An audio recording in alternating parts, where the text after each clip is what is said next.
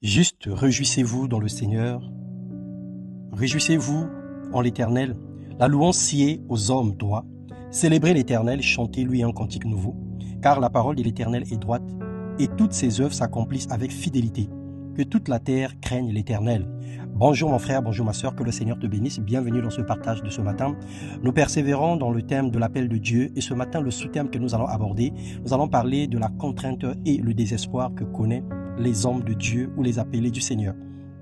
Dans Actes, le chapitre 9, les versets 15 à 16, il est écrit « Mais le Seigneur lui dit, va, car cet homme est un instrument que j'ai choisi, pour porter mon nom devant les nations, devant les rois et devant les fils d'Israël, et je lui montrerai tout ce qu'il doit souffrir pour mon nom. » Mon frère, ma soeur, ce n'est pas vous qui m'avez choisi, dit le Seigneur, mais moi, je vous ai choisi et je vous ai établi afin que vous alliez et que vous portiez du fruit et que votre fruit demeure, afin que ce que vous demanderez au Père en mon nom, il vous le donne.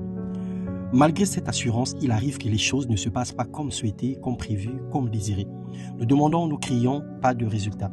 Nous jeûnons, nous gémissons, aucun vent, aucune réponse, aucune solution. Aucun signe de la présence de Dieu. Nous prions même pour des gens qui meurent par la suite.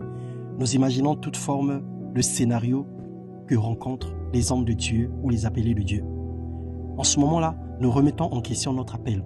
On se demande si c'est vraiment Dieu qui nous envoie. La confusion, la honte, l'humiliation croisent notre chemin et on se sent perdu et épuisé. Mais qu'est-ce que cela veut réellement dire?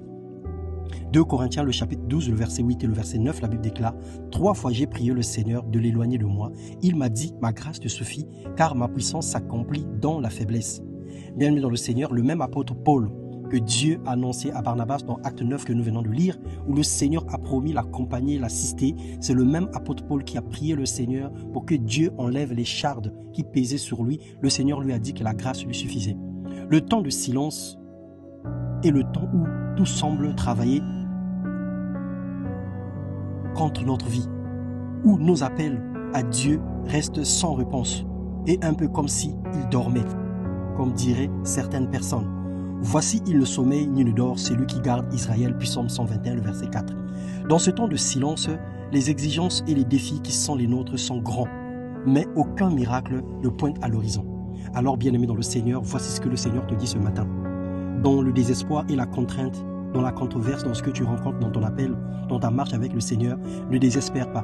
Redouble d'ardeur dans la prière, garde la foi, sanctifie-toi davantage et fais confiance au Seigneur. Garde le silence devant l'Éternel, ne t'irrite pas contre celui qui réussit dans ses voies. Il est bon d'attendre en silence le secours de l'Éternel.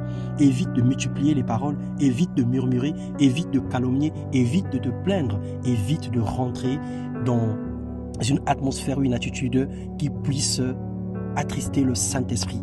Parce que le Seigneur ne répond pas à un cœur contrit, le Seigneur ne répond pas à un cœur endeuillé, le Seigneur ne répond pas à un cœur meurtri. Le Seigneur répond à un cœur qui croit en lui, qui espère en lui et qui attend le secours en silence. Que le Seigneur te bénisse et te fortifie. Sache que tu n'es pas seul et que Dieu ne t'a pas abandonné.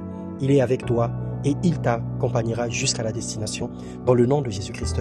Amen.